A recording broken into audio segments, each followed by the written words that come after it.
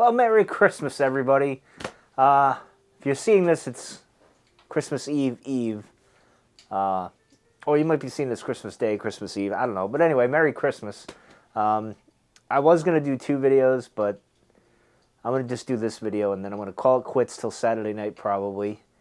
Or Sunday. We'll see. We'll see how it goes. Hope you don't mind me wearing the Mushers hat. This is about the only Christmassy hat that I have, and it's very cold in the shed of solitude. I've gotten it up to 37 degrees. It was at 22, I think it was, when I got in here, so it's warmed up a bit. So good for that. Thank God I got the heater buddy here, Mr. Buddy. But in any case, we are doing a second time around of We Three Kings by Cornell and Deal. And I did a review of this back in, I want to say, September or October, around there. And I remember I liked it. I've been smoking it for a little bit. And I noticed, and I don't think I've noticed this the first time, but you got to be a little careful because you get a little tongue bite going pretty quick. And again, I puff a little faster than I normally would when I do these reviews. You know what's funny being in the shed? When you're puffing on your pipe, you don't know if it's your breath that's making the smoke or if it's actually the smoke.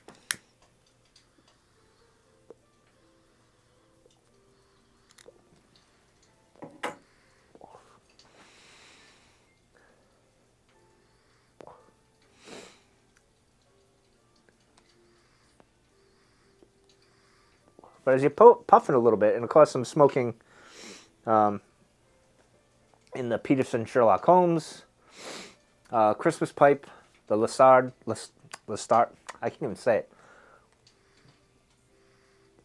That's neither here nor there. It doesn't really matter. Lestrade. There we go. This has got a...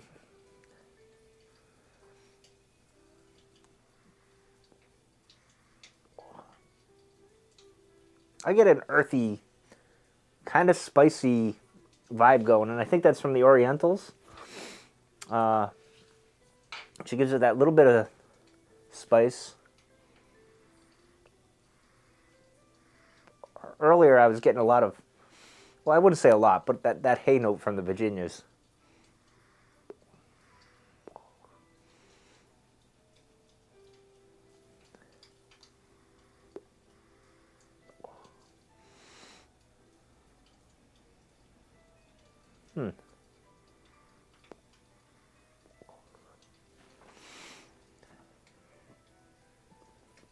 And I'm drinking Kegnog. It's a local brewery. This is Gray Sales. Yeah, Gray Sales from Westerly. So I'm drinking this. It's a milkshake IPA, and this is an interesting one. Typical IPA. It's very hoppy, obviously. You get that hoppiness, but then it gets this almost like a milk stout kind of after flavor, which is interesting because I remember when I had this the other day and I drank it, and I'm like, oh, this is too hoppy. It's an IPA. I remember why I don't like IPAs. And but this one kind of like turns into a stout. It's a very interesting beer to have. As you guys know, most of you know, I'm an IPA. I'm not an IPA. I'm a stout and porter kind of guy. I really like those. But anyway, pretty Christmassy in here.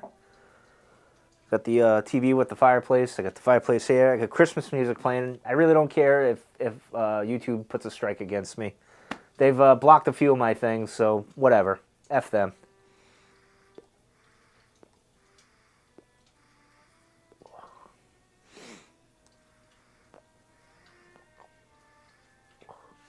I almost get like a...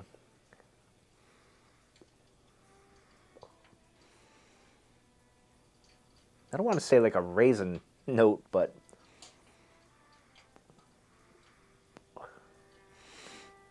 I'm trying to remember from my review when I first did this, if I said it was like a sweet, spicy thing, because it's kind of like what it is. But let me give you the tin note. because the tin note is pretty awesome. I mostly smell the Cavendish. And a little bit of hay from the Virginias. I don't get anything from like the Oriental or anything. But it smells really good. This smells better, obviously, than the smoke note and the notes that you get, which typically happens with aromatics. But it's a good blend. I like it. It's what did I say? I said Christmas cookie, Yuletide, eggnog. Oh, where did I leave it off? Wine cloths. And what was last night's? Now I'm forgetting even last night's. Corn cob and a button nose. I think this just goes above that. Yeah, it would go above that. So Yuletide, corn cob just gets knocked out, I guess you could say. But it's tough. It's a close.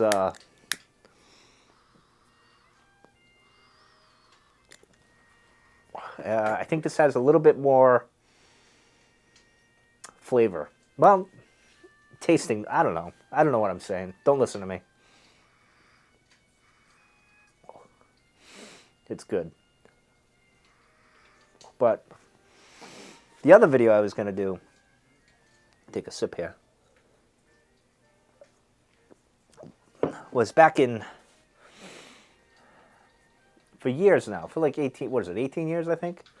Since 2003, my grandfather passed away. And in the old days, we used to always go over to my grandparents'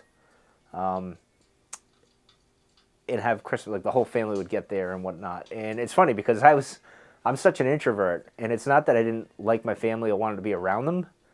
It's just everybody was there. And the house was fairly big, but the rooms were small. It was a house that was built by the heirs to the Otis elevator company, I think it was. And so the rooms were, it was a big house, but it was, I don't know, it's hard to describe. But anyway, it was an interesting house. And it would get so crowded, I would go upstairs to my father's old room and just kind of chill out for a while until about 9 o'clock.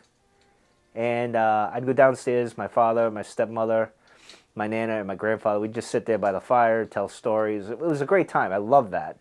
And as I got older, in my teens and everything, I remember liking Christmas Eve more than I liked Christmas Day. You know, your older gifts don't really, Santa, that whole thing plays out. And Christmas Eve was always the best time for me. I still love Christmas Eve. I like that more than I do Christmas Day.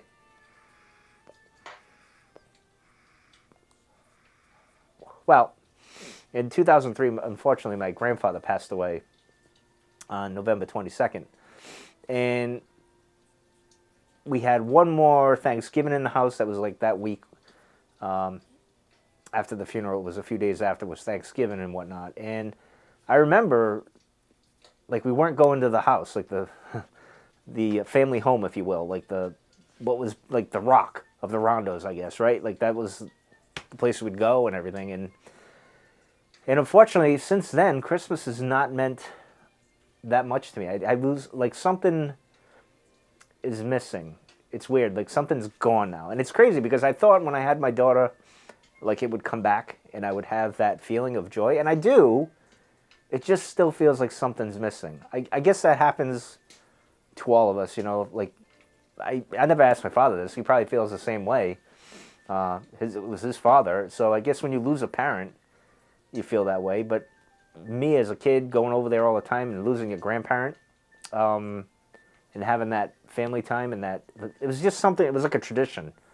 And then it's gone. And it's just funny when you look back in your life how things happened long ago, but they really didn't happen that long ago. I'm 45 years, and that was only 18 years ago. That's kind of a blink of an eye, really. But it just seems like something was lost then. And as much as I love seeing the joy of my daughter opening presents and getting into Santa and all that stuff, it still feels like something's just off. Christmas Eve, family will come over here and stuff, and it'll be great, but it just doesn't seem right to me. Like, I should be over at the house, the old home, and that's where the family everybody should get over there, but that doesn't happen anymore. So I don't know. I mean, it's not a depressing thing. I know it was 100 years ago. It just feels like something was sucked out of me when it comes to Christmas, because it is my favorite holiday. So I don't know. Just something to share with you guys. I was going to do a video on it, but I'll combine these two.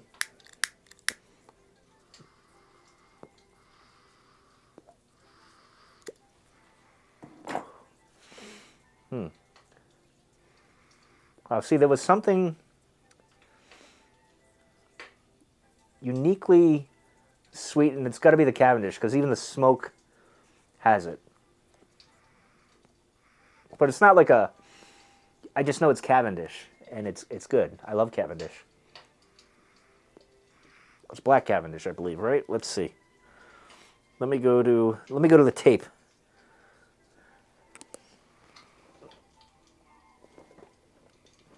Let's see here.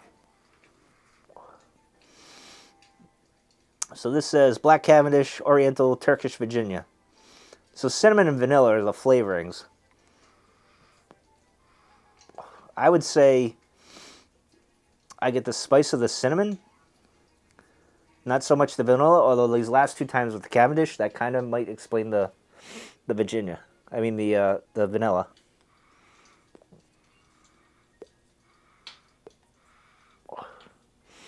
And out of 16 reviews, I get a 2.3. I'd give it a 2.5. But let's see. Let me just check something real quick. Because that's saying... Let me just make sure we got... There we go. Let's see. Black Cavendish. Matured Red. Bright Virginia. Turkish.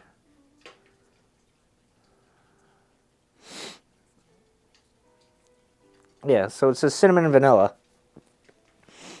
I was getting... I guess it's cinnamon. It was a kind of a spice, but it seems to be, now that I'm like halfway through, it's more vanilla-ish.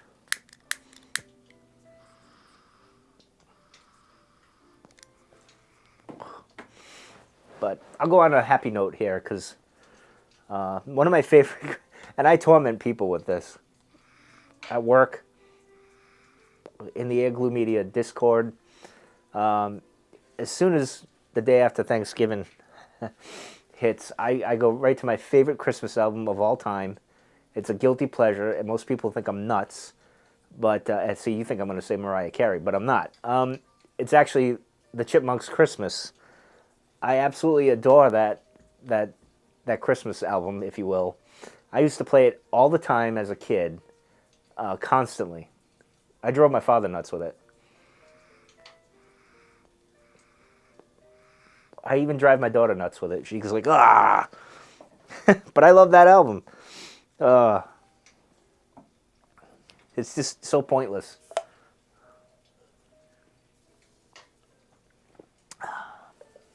Used to play my little Fisher-Price tape. Oh, wow.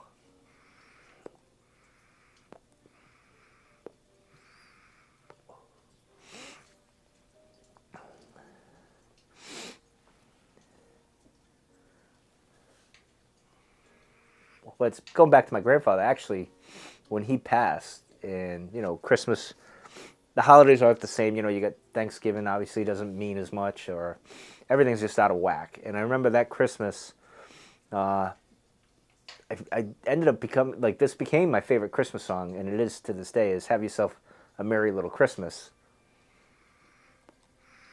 It's the lyrics kind of got you, or got me anyway.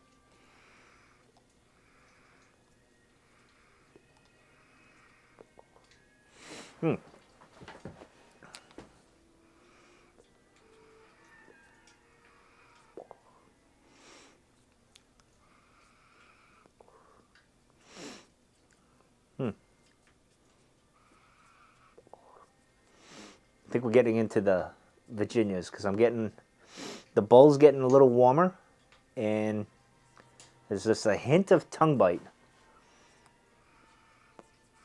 That's a me problem, not a you problem. If you're smoking it, you'll be obviously doing it a little less than me, puffing like a freight train.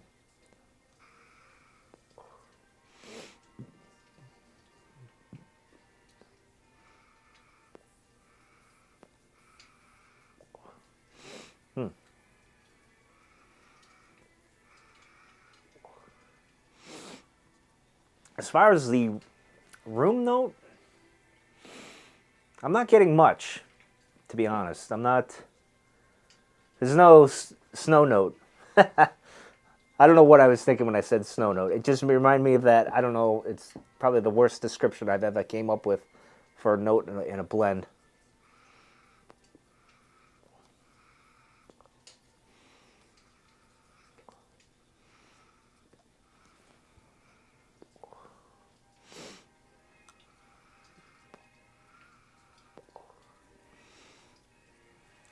There's like an interesting vanilla going on here in the end. It's like a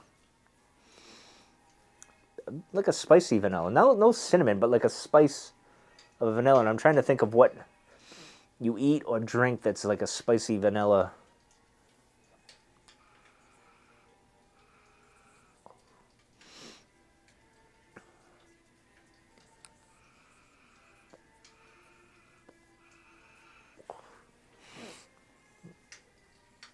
Let me lower that down just a scooch so YouTube doesn't get mad at me. If you can even hear it. I don't know if you can hear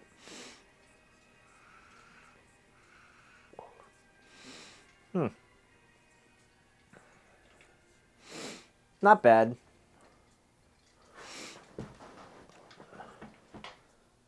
Good to have in the rotation. I think next year when I get to Christmas time, obviously I'll smoke this, but this wouldn't be one I would grab right away. Obviously, Christmas cookie, Yuletide, what else there? The eggnog, I would go with that. Sutliff eggnog, and probably then I would hit into these. Wine cloths, obviously. Like, I'd still go with those over all of that, like this and a button nose. Although they're good, they're not bad, so don't think that, like, this is horrible. I mean, again, the bar for me, the low stuff is GLP's Cumberland, and I guess by a mile, longer than that from GLP's Cumberland, like that's the worst, would be Sutliff's Holiday Mixture. I had a bad experience with it. It was on my end. Again, I reference to Redcoats to go check out his review on it to get a better idea of it. I'll actually do it again next year and see if I feel differently, but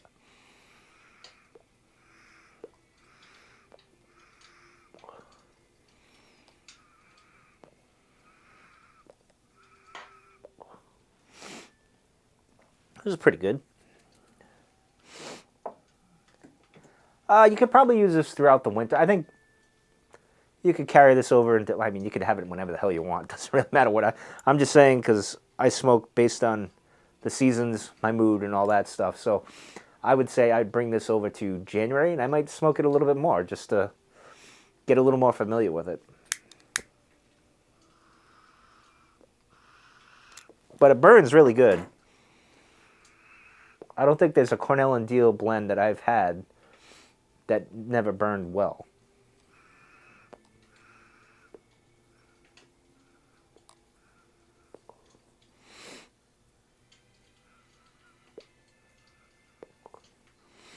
Anyway, that's going to do it for tonight.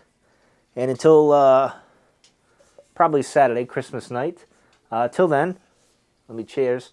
Cheers to you, all of you. Merry Christmas. And I will see you soon. So I hope you have a great one.